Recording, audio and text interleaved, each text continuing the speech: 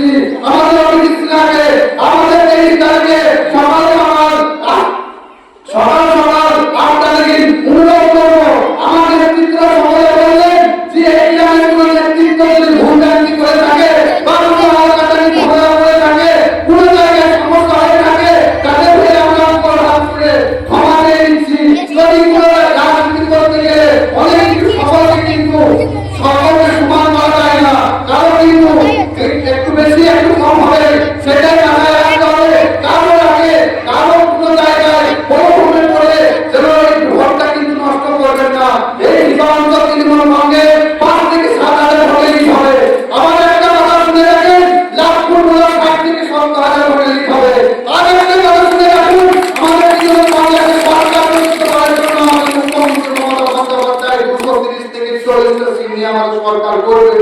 তার জন্য আমি বলতে চাই, মা বোনেরা, ভাইয়েরা এসেছেন, আমি বলতে চাই তারা আমরা একটু জাগে যে আপনারা কি পেয়েছেন আর আপনারা কি পাচ্ছেন, কি পেয়েছেন কি পাবেন সেটা তুলে ভাবতেন, কি পাচ্ছেন সেটা আপনাদের কথা।